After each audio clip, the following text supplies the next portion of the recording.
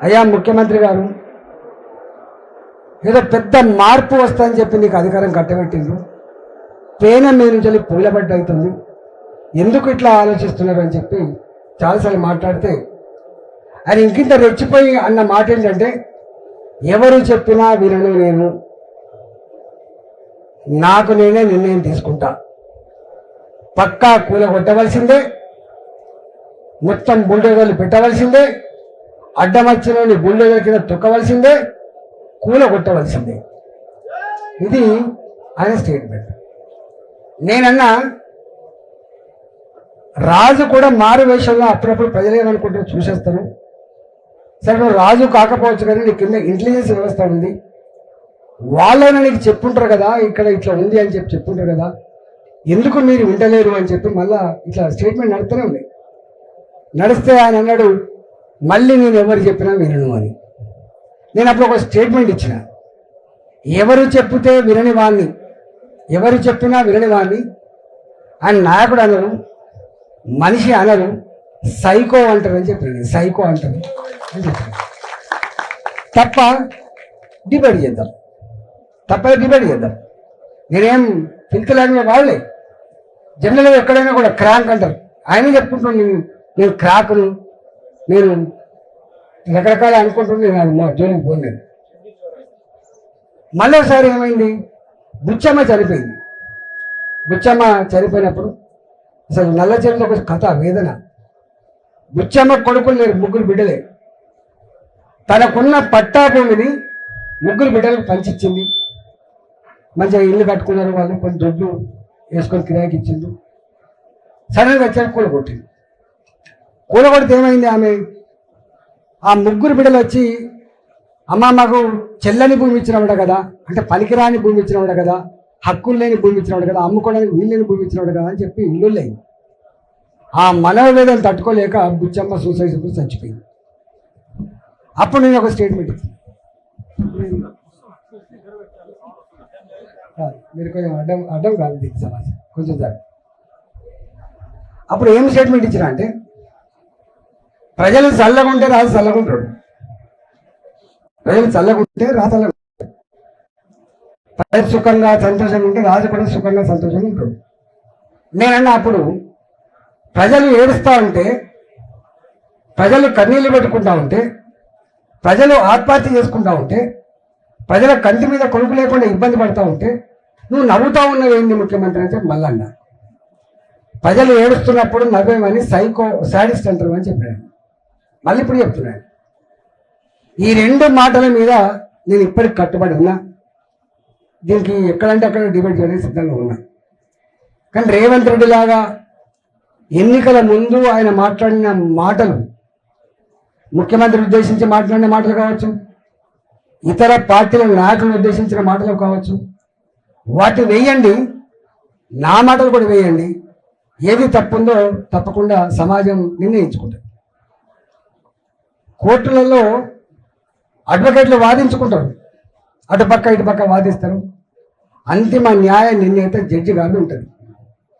ప్రజాస్వామ్యంలో ఎవరి ప్రాక్టీస్ వాళ్ళకు ఉంటుంది, ఏ పార్టీ కర్తవ్యాలు వాళ్ళకు ఉంటాయి, ఎజెండా వాళ్ళకు ఉంటుంది, ఏ పార్టీ చరిత్ర ఆ పార్టీకి ఉంటుంది. కానీ అంతిమంగా న్యాయ నిర్ణేతలు ప్రజలు మాత్రమే అని చెప్పి మనం నమ్ముతాం. తెలంగాణలో కాదు, ఎక్కడ ప్రపంచంలో ఎక్కడ ప్రజాస్వామ్య దేశంలో ఎక్కడ కూడా అంతిమ న్యాయ నిర్ణేతలు ప్రజలే ఉంటారు. ఈ ప్రభుత్వం అంతకుముందున్న ప్రభుత్వం కావచ్చు, ఇంకా అంతకుముందున్న ప్రభుత్వం కావచ్చు, ఇప్పుడున్న ప్రభుత్వం కావచ్చు, ఇదే మార్కెట్లో పోయి సూపర్ మార్కెట్లో పోయి డబ్బులు ఇచ్చి కొనుక్కుంటే దొరికిన పదవి కాదు ఇది. బాబాసాహెబ్ అంబేద్కర్ గారు రాసిన ఈ దేశానికి అందించినటువంటి రాజ్యాంగం పుణ్యమా అని చెప్పి ప్రజల ఓట్లతో ఎమ్మెల్యే పదవులు వస్తే ఎమ్మెల్యేలు ఎన్నుకుంటే ఇవాళ ముఖ్యమంత్రి అయింది. కాబట్టి ఈ పదవి కొనుక్కుంటే వచ్చింది కాదు, నీ అమ్మాయి ఇచ్చే వచ్చింది కాదు, ఇది ఈ అమ్మాయి ఇచ్చే వచ్చింది కాదు, నాన్న ఇస్తే వచ్చింది కాదు, ఇది ప్రజలు ఇస్తే వచ్చింది. కాబట్టి ప్రజలకు జవాబుదారీగా ఉండాల్సిన అక్కడ ఉండాలి అని మనం చాలాసార్లు ఆర్గ్యుమెంట్ పెట్టాం. ఇది నడతానే ఇంకోటి వచ్చింది, మళ్ళీ మూసి వచ్చింది. ఈ ఐటా నడుతుంది, మూసి వచ్చింది. ఎన్ని బంగ్లాలు కూడగొట్టబడ్డాయో మీరు చూసిండ్రు. ఎంతమందికి కంటి మీద కొనుక్కు లేకుండా జరిగిందో మీరు చూసిండ్రు.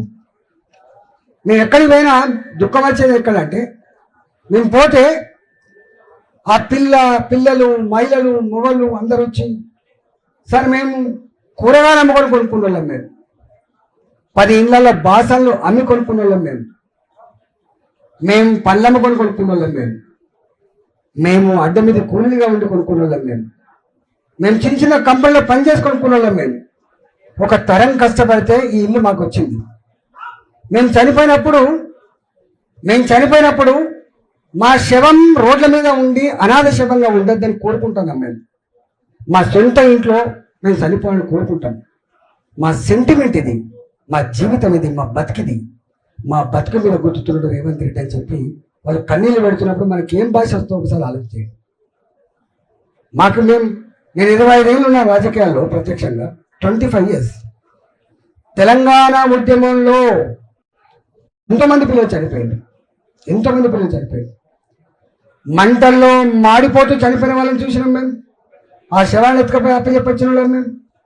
ఎక్కడ ఏ అమ్మాయి, ఎక్కడ ఏ అబ్బాయి, ఎక్కడ ఏ ఉద్యమకారుడు సూసైడ్ చేసుకుంటే ఆ శవం దగ్గర పోయి ఆ శవాన్ని మోసిన వాళ్ళం మేము, ఆ కన్నీళ్ళని తూచిన వాళ్ళం మేము. కాబట్టి ఇవాళ ఆ ఎమోషన్లో కూడా మేము ఎక్కడ ఫిల్తీలాగా మాట్లాడలేదు. మా పద్ధతి తప్పలేదు.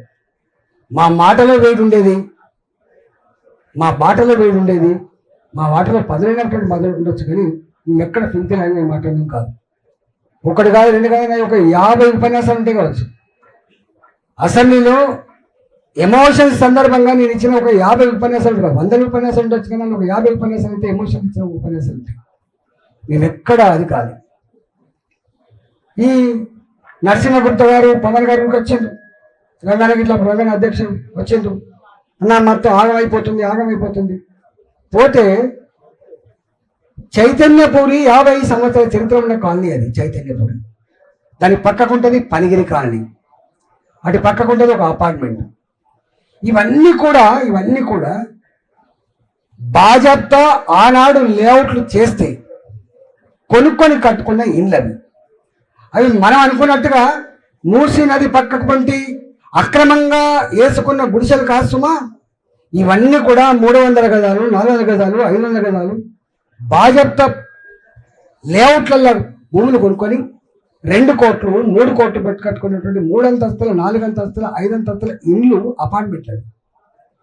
వీళ్ళు వచ్చి 300 మీటర్లు అటుపక్క, 300 మీటర్లు ఇటుపక్క మొత్తం మేము దీన్ని సుందరీకరణ చేస్తామని చెప్పి ఆర్గ్యుమెంట్ పెడుతున్నప్పుడు, సుందరీకరణ వెనుక ఉన్నటువంటి దుర్మార్గం ఏంటంటే, ఇది విలువైన భూమి కాబట్టి, మీ చైతన్య పురుషాలు విలువైన భూమి కాబట్టి, ఇక్కడైతేనే ఏమన్నా కొంత పైసలు వస్తాయి కాబట్టి, ఇక్కడైతేనే కొన్ని మాల్స్ కట్టచ్చు, కొంత రిక్రియేషన్ జోన్లు కట్టచ్చు అని చెప్పి భావించి వచ్చేసినప్పుడు నేను కొట్లాడినా. మీకు తెలుసు 24 hours కూర్చున్నా కావచ్చు. వాళ్ళు రమ్మంటే పోయి అక్కడ కూర్చొని 24 గంటల వరకు కూడా అక్కడనే ఉంటే వాళ్ళు అన్న మాట ఏం తెలుసా, బిడ్డ మనం వెళ్ళిపోతున్నావు, వెళ్ళిపోతే ఏమైద్దో అని చెప్పి భయపడుతుంటే ఉంటామ్మా అని చెప్పి ఉన్నాను. నేను ఆనాడు ఏ పై అధికారితో మాట్లాడినా కూడా, సార్ మేము ఆక్రమించుకుంటలేము సార్, మేము కూడగొడతలేము సార్. కానీ 100 మంది పోలీసుల సమక్షంలో ఇటు కొడితే అటు, అటు కొడితే ఇటు, ఈ ఇంటికి నంబర్ ఎత్తాడు, మళ్ళీ ఆ ఇంటికి నంబర్ ఎత్తాడు, ఇక్కడ దాకా వస్తుంది అంటాడు. చివరికి అబద్ధం ఆడి కొంతమందిని తీసుకుపోయి వనస్థలిపురం డబుల్ బెడ్రూమ్లలో ఇచ్చి వాళ్ళతో స్టేట్మెంట్ ఇప్పిస్తాడు. ఏమని, మాకు మంచిగా ఉంది డబుల్ బెడ్రూమ్, మా అంతటా మేమే ఖాళీ చేసి వచ్చినామని చెప్పి.